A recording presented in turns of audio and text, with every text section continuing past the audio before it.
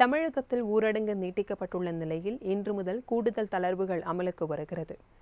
தமிழ்நாட்டில் ஏற்கனவே மளிகை கடைகள், மருந்தகங்கள் உள்ளிட்ட அத்தியாவசிய கடைகள் திறக்க அனுமதி அளிக்கப்பட்ட நிலையில் தற்பொழுது தொற்று குறைந்த 27 மாவட்டங்களில் இன்று முதல் கூடுதல் தளர்வுகளுடன் கடைகள் திறக்க அனுமதி அளிக்கப்பட்டுள்ளது. அதன்படி அழகு நிலையங்கள், சலூன் கடைகள் காலை 6 மணி முதல் மாலை 5 மணி வரை குளிர்சாதன வசதி இல்லாமல் 50% வாடிக்கையாளர்களை கொண்டு இயங்கலாம் என்றும், மிக்சி, கிரைண்டர் போன்ற வீட்டு உபயோகப் பொருட்கள் விற்பனை கடைகள் மற்றும் அதனை பழுது நீக்கும் கடைகள் நேர கட்டுப்பாடுடன் இன்று முதல் இயங்க அனுமதி அளிக்கப்பட்டுள்ளது. இதேபோல் கட்டுமான பொருட்கள் விற்பனை செய்யும் கடைகள் காலை 9 மணி முதல் மதியம் 2 மணி வரை செயல்படலாம் என்றும், மண்பாண்டம் மற்றும் கைவினைப் பொருட்கள் தயாரிப்பு மற்றும் விற்பனைக்கு காலை 6 மணி முதல் மாலை 5 மணி வரை அனுமதி அளிக்கப்பட்டிருக்கிறது. மேலும் பள்ளி, கல்லூரிகள் மற்றும் பல்கலைக்கழகங்களில் மாணவர் சேர்க்கை தொடர்பான நிர்வாக பணிகளை இன்று முதல் தொடரலாம் என்றும், இருசக்கர வாகனங்களில் இன்று முதல் பணிக்கு செல்வோர் பதிவு மற்றும் நிறுவன அடையாள அட்டையை காண்பித்து செல்லலாம் என்றும் அனுமதி அளிக்கப்பட்டுள்ளது. இதேபோல் ஐடி நிறுவனங்கள் 20% ஊழியர்களை கொண்டு இயங்கலாம் என்றும், வங்கி சாரா நிதி நிறுவனங்கள், காப்பீட்டு நிறுவனங்களும் 33% பணியாளர்களுடன் பணியாற்றலாம் என்றும் அறிவிக்கப்பட்டுள்ளது. மேலும் பூங்காக்கள், விளையாட்டுத் திடல்களில் காலை 6 மணி முதல் மாலை 9 மணி வரை பொதுமக்கள் நடைபயிற்சி மேற்கொள்ள அனுமதி அளிக்கப்பட்டுள்ளது. தேநீர் கடைகள் காலை 6 மணி முதல் மாலை 5 மணி வரை பார்சல் முறையில் செயல்படவும் அனுமதி அளிக்கப்பட்டுள்ளது. பேக்கரிகள், உணவகங்களுக்கு அனுமதி அளிக்கப்பட்டது போல தற்பொழுது இனிப்பு, கார வகைகள் விற்கும் கடைகளுக்கும் காலை 8 மணி முதல் மதியம் 2 மணி வரை அனுமதி அளிக்கப்பட்டுள்ளது. இதேபோல் தொற்று அதிகமுள்ள 11 மாவட்டங்களிலும் பாதிப்பு குறைந்து வருவதால் ஒரு சில தளர்வுகள் அறிவிக்கப்பட்டுள்ளன.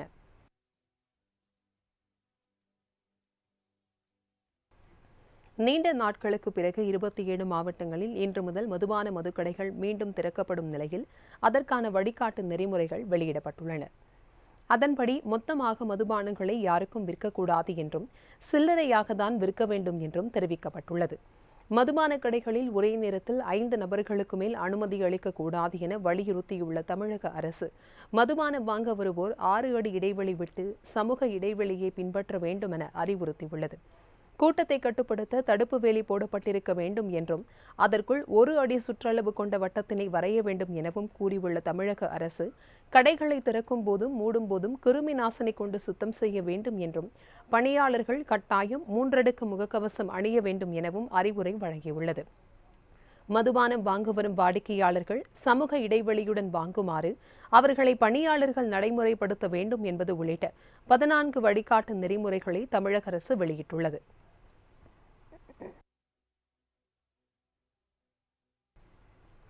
அடுத்த 5 ஆண்டுகளுக்கு பாதுகாப்பு துறையில் ஆராய்ச்சிக்கு 499 கோடி ரூபாய் பயன்படுத்த ராஜ்நாத் சிங் ஒப்புதல் அளித்துள்ளார்.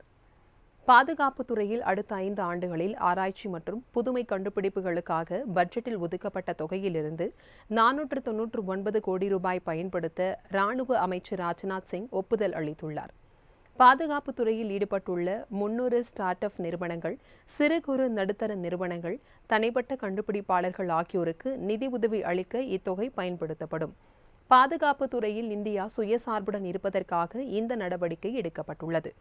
இந்தியா ஏற்கனவே ராணுவ தளவாடங்கள், ஆயுத இறக்குமதியை குறைந்துவிட்டது.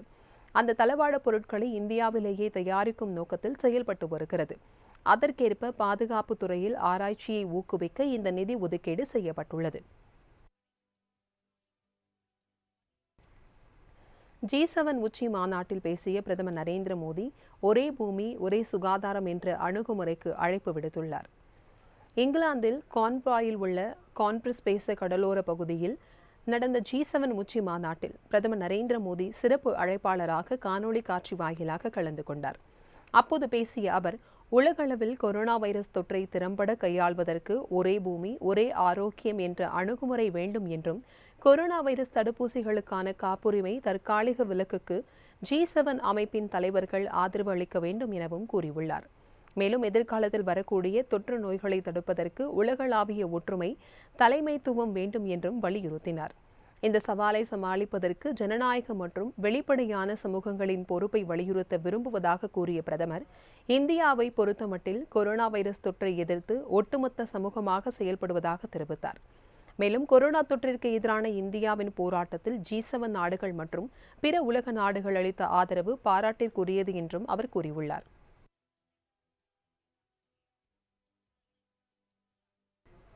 டெல்டா மாவட்டங்களில் ஹைட்ரோ கார்பன் எடுப்பதற்கான ஏல அறிவிக்கையினை உடனடியாக நிறுத்த வலியுறுத்தி பிரதமர் நரேந்திர மோடிக்கு முதலமைச்சர் மு.க.ஸ்டாலின் கடிதம் எழுதியுள்ளார். டெல்டா மாவட்டங்களில் ஹைட்ரோ கார்பன் எடுப்பதற்காக மத்திய பெட்ரோலியம் மற்றும் இயற்கை எரிவாயு வெளியிட்ட அறிக்கையின்படி உடனடியாக அதனை திரும்பப் பெற வேண்டுமென வலியுறுத்தி தமிழக முதலமைச்சர் மு.க.ஸ்டாலின் பிரதமர் நரேந்திர மோடிக்கு கடிதம் எழுதியுள்ளார். தமிழகத்தின் நெற்களஞ்சியமாகவும் தமிழர் நாகரிகத்தின் ஆணிவேராகவும் காவிரி படுகை விளங்கி வருவதாகவும் அதனை சார்ந்திருக்கும் விவசாயிகளை காக்க தங்களின் அரசு உறுதி பூண்டுள்ளதாகவும் கடிதத்தில் தெரிவித்துள்ளார். மத்திய அரசின் ஹைட்ரோ கார்பன் திட்டத்தின் மூலம் விவசாயிகள் பெரும் பாதிப்பிற்கு உள்ளாவார்கள் என்றும் வளமான காவிரி படுகை விவசாயிகள் தங்களின் வாழ்வாதாரத்தை இழக்கக்கூடும் என்றும் தெரிவித்துள்ளார். இதனை கருத்தில் கொண்டு காவிரி படுகை மற்றும் அதனை சுற்றியுள்ள மாவட்டங்களில் ஹைட்ரோ கார்பன் உற்பத்தி செய்ய ஆழ்குழாய் கிணறுகளை அமைக்கக்கூடாது என்றும் விவசாயிகளின் வாழ்வாதாரத்தை எண்ணி ஏலத்திலிருந்து வடதிரு பகுதியை நீக்க வேண்டும் என்றும் தமிழக முதலமைச்சர் மு.க.ஸ்டாலின் எதிர்காலங்களில் தமிழ்நாட்டின் எந்த பகுதியையும் ஹைட்ரோ கார்பன் ஆய்விற்காக ஏலத்தில் கொண்டுவரக்கூடாது என்றும் பிரதமருக்கு கோரிக்கை விடுத்திருக்கிறார். மேலும் பெட்ரோலியம் மற்றும் இயற்கை எரிவாயு அமைச்சகம் மேலும் விட்டாலும் தமிழ்நாட்டில் ஹைட்ரோ கார்பன் ஆய்வு மற்றும் உற்பத்தி செய்ய தேவைப்படும் அனுமதிகளை தமிழ்நாடு அரசு ஒருபொழுதும் வழங்காது என்றும் முதலமைச்சர் மு.க.ஸ்டாலின் திட்டவட்டமாக தெரிவித்துள்ளார்.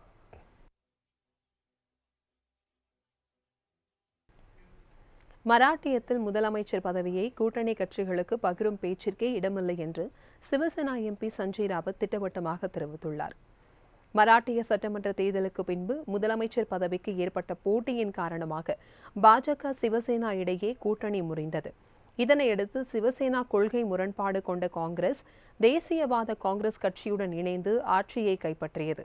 இந்நிலையில் சமீபத்தில் முதலமைச்சர் உத்தவ் தாக்கரே பிரதமர் நரேந்திர மோடி இடையேயான தனிப்பட்ட சந்திப்பு அரசியல் வட்டாரத்தில் பரபரப்பை ஏற்படுத்தியது. இரண்டு கட்சிகளும் இணைந்து மீண்டும் கூட்டணி அமைக்க வாய்ப்புள்ளதாக ஊடகங்களில் செய்திகள் வெளியாகின. இருப்பினும் இது வழக்கமான சந்திப்புதான் என சிவசேனா சார்பில் விளக்கம் அளிக்கப்பட்டது. இந்நிலையில் காங்கிரஸ் தலைவர் நானா பட்டோலேயின் பேச்சு மீண்டும் கூட்டணி கட்சிக்குள் சலசலப்பை ஏற்படுத்தியுள்ளது. நானா பட்டோலே கூறுகையில் 2024ஆம் ஆண்டு சட்டமன்ற தேர்தலுக்கு பிறகு காங்கிரஸ் மாநிலத்தில் மிகப்பெரிய கட்சியாக இருக்கும் என்று கூறினார். மகாவிகாஸ் அகாடி ஆட்சியில் சிவசேனாவின் முதல்வர் பதவி 5 ஆண்டுகள் தொடரும் என்றும் எங்கள் கட்சியை சேர்ந்தவரே அந்த பதவியை வகிப்பார் என்றும் சிவசேனா எம்பி சஞ்சய் ராவத் கூறியுள்ளார். இது உறுதியான நிலைப்பாடாகும். முதலமைச்சர் பதவியை பகிர்ந்து கொள்ளும் பேச்சுக்கே இடமில்லை என்றும் திட்டவட்டமாக அறிவிப்பு செய்துள்ளார்.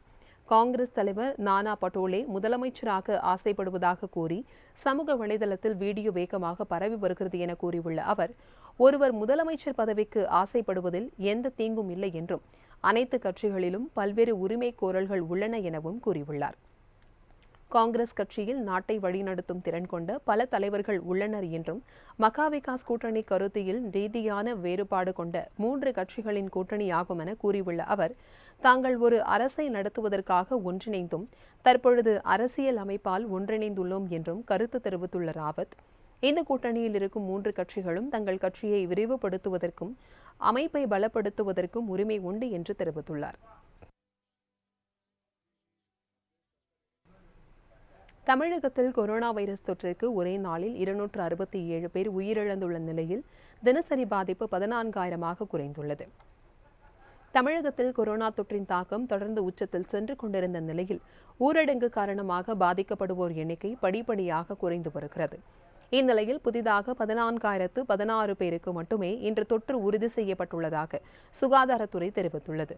இதன் மூலம் தமிழகத்தில் கொரோனாவால் பாதிக்கப்பட்டவர்களின் மொத்த எண்ணிக்கை 23,53,000 கடந்துள்ள சூழலில் தொற்றிற்கு சிகிச்சை பெறுவோர் எண்ணிக்கை 1,49,000 குறைந்துள்ளது. மேலும் கடந்த 24 மணி நேரத்தில் கொரோனா தொற்றிற்கு சிகிச்சை பெற்று வந்தவர்களில் 267 பேர் உயிரிழந்துள்ளதாகவும் இதன் மூலம் மொத்த உயிரிழப்பு எண்ணிக்கை 29,547 அதிகரித்துள்ளதாகவும் சுகாதாரத்துறை தெரிவித்துள்ளது. கடந்த 24 மணி நேரத்தில் 25,000க்கும் அதிகமானோர் கொரோனா தொற்றின் பாதிப்பிலிருந்து குணமடைந்து டிஸ்சார்ஜ் செய்யப்பட்டுள்ளனர். கோவையில் அதிகபட்சமாக 1,895 பேர் கொரோனா தொற்றால் புதிதாக பாதிக்கப்பட்டுள்ள நிலையில் சென்னையில் தொற்றின் பாதிப்பு 1000க்கும் கீழ் குறைந்திருப்பது குறிப்பிடத்தக்கது. மராட்டியத்தில் கருப்பு பூஞ்சை நோய் பாதிப்பிற்கு இதுவரை 644 பேர் உயிரிழந்துள்ளனர். இந்தியாவில் கொரோனாவின் 2வது அலையில் தீவிர பாதிப்புகள் ஏற்பட்டுள்ளது. கொரோனா பாதிப்பு ஏற்பட்டு குணமடைந்தவர்களுக்கு தொடர்ச்சியாக கருப்பு பூஞ்சை நோய் தொற்றும் ஏற்பட்டு வருகிறது. இதனால் மக்கள் அதற்கும் சிகிச்சை பெற வேண்டிய நிலைக்கு தள்ளப்பட்டுள்ளனர். மேலும் கொரோனா சிகிச்சைக்கு ஸ்டீராய்டு மருந்துகளை அதிகம் பயன்படுத்துபவர்களுக்கு இந்நோய் பாதிப்பு ஏற்படக்கூடிய வாய்ப்புள்ளது என கூறப்படுகிறது. இதற்கிடையில் மராட்டிய மாநிலத்தில் கருப்பு பூஞ்சை நோயால் இதுவரை 7,395 பேர் பாதிக்கப்பட்டுள்ளனர். கருப்பு பூஞ்சை நோய் தாக்கி 644 பேர் உயிரிழந்துள்ளனர் என்றும் கருப்பு பூஞ்சை நோய்க்கு 4,463 பேர் சிகிச்சை பெற்று வருகின்றனர் என அம்மாநில சுகாதாரத்துறை தெரிவித்துள்ளது. தேசிய அளவிலும் உலக அளவிலும் நடைபெற்ற சில முக்கிய நிகழ்வுகளை விரைவு செய்திகளாக தற்போது பார்க்கலாம். நைஜீரியாவில் கிராமங்களுக்குள் புகுந்த பயங்கரவாதிகள் அப்பாவி மக்கள் மீது கொடூர தாக்குதலில் ஈடுபட்டனர். மேற்கு ஆப்பிரிக்க நாடான நைஜீரியாவில் போகோ ஹராம் பயங்கரவாதிகள் கடும் ஆதிக்கம் செலுத்தி வருகின்றனர். குறிப்பாக நாட்டின் வடமேற்கு பகுதியில் பல ஆயுத குழுக்கள் கொள்ளை மற்றும் கடத்தல் போன்ற சம்பவங்களில் ஈடுபட்டு வருகின்றனர். இந்நிலையில் வடமேற்கு மாகாணம் ஷாம்பாராவின் சுர்மி மாவட்டத்தில் உள்ள ஒரு கிராமத்திற்குள் நூற்றுக்கணக்கான பயங்கரவாதிகள் புகுந்தனர். அவர்கள் அங்குள்ள மக்களை குருவையை சுடுவது போல் சுட்டு தள்ளினர். அது மட்டுமின்றி செல்லும் வழியில் இதேபோல் 5 கிராமங்களில் பயங்கரவாதிகள் தாக்குதல் நடத்தினர். பயங்கரவாதிகளின் இந்த கொடூர தாக்குதலில் 53 பேர் கொன்று குவிக்கப்பட்டதாக தகவல் வெளியாகியுள்ளது. இருப்பினும் இந்த தாக்குதலுக்கு எந்த ஒரு பயங்கரவாத அமைப்பும் பொறுப்பேற்கவில்லை என்பது குறிப்பிடத்தக்கது.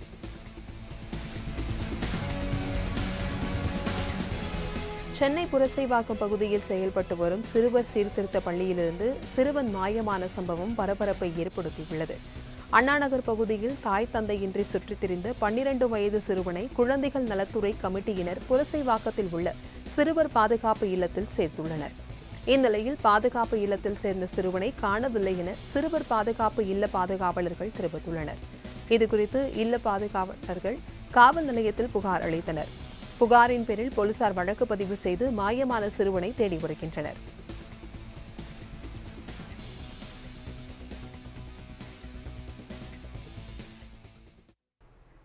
பல்வேறு மாவட்டங்களில் நிகழ்ந்த முக்கிய நிகழ்வுகளை விரைவாக பார்க்கலாம். கடலூர் அருகே தமிழகத்தில் டாஸ்மாக் கடை திறக்க எதிர்ப்பு தெரிவித்து மக்கள் அதிகாரம் அமைப்பினர் ஆர்ப்பாட்டம் நடத்தினர். தமிழகத்தில் கொரோனா தொற்று பரவலை கட்டுப்படுத்தும் விதமாக தமிழக அரசு ஒரு சில தளர்வுகளுடன் ஊரடங்கு உத்தரவு பிறப்பித்துள்ளது. இந்நிலையில் இன்று முதல் தமிழகத்தில் காலை 10 மணியிலிருந்து மாலை 5 மணி வரை டாஸ்மாக் கடைகள் திறக்க தமிழக அரசு உத்தரவிட்டுள்ளது. இதனை கண்டித்தும் கொரோனா நிவாரண நிதியாக 10,000 ரூபாய் வழங்க வேண்டுமென வலியுறுத்தியும் மக்கள் அதிகாரம் அமைப்பினர் கடலூர் மாவட்டம் விருதாச்சலம் பேருந்து நிறுத்தம் அருகில் பூவனூர் கிளையில் பதாகைகள் ஏந்தி தமிழக அரசையும் கண்டித்து கண்டன முழக்கமிட்டு ஆர்ப்பாட்டம் செய்தனர். விழுப்புரம் அருகே 2 கிராமங்களில் அரசு துணை ஆரம்ப சுகாதார நிலைய கட்டிடங்களை மக்கள் நல்வாழ்வுத்துறை அமைச்சர் மா. சுப்பிரமணியன் திறந்து வைத்தார். திருவெண்ணைநல்லூர் வட்டத்திற்கு உட்பட்ட ஆம்பூர் மற்றும் டி. குளத்தூர் ஆகிய கிராமங்களில் புதிதாக கட்டப்பட்ட அரசு துணை ஆரம்ப சுகாதார நிலையங்களை மக்கள் நல்வாழ்வுத்துறை அமைச்சர் மா. சுப்பிரமணியன் மற்றும் உயர்கல்வித்துறை அமைச்சர் க. பொன்முடி ஆகியோர் திறந்து வைத்தனர்.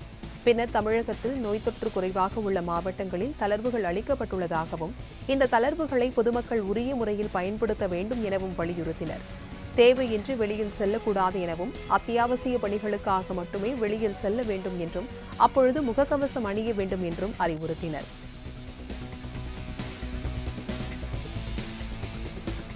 வேதாரண்யம் பகுதியில் மேட்டூர் அணையில் தண்ணீர் திறக்கப்பட்டுள்ள நிலையில் ஆற்றில் தூர்வாரும் பணிகள் இறுதிக்கட்டத்தை எட்டியுள்ளது.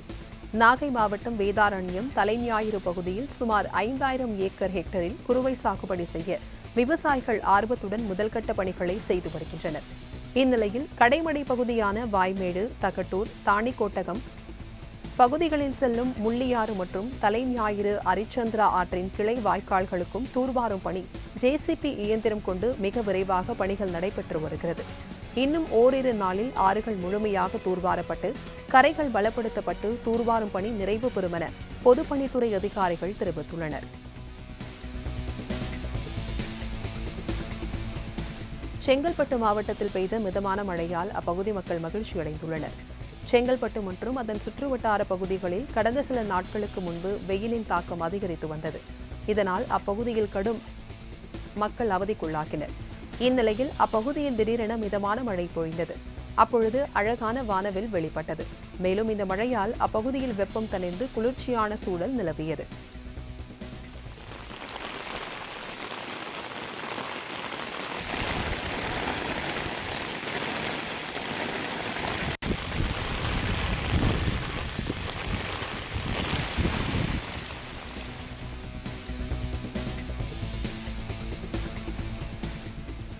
திண்டுக்கல் அருகே கள்ளசாராயம் காய்ச்சிவிட்ட நபரை கைது செய்த போலீசார் அவரிடமிருந்த 5 லிட்டர் கள்ளசாராயம் பறிமுதல் செய்தனர்.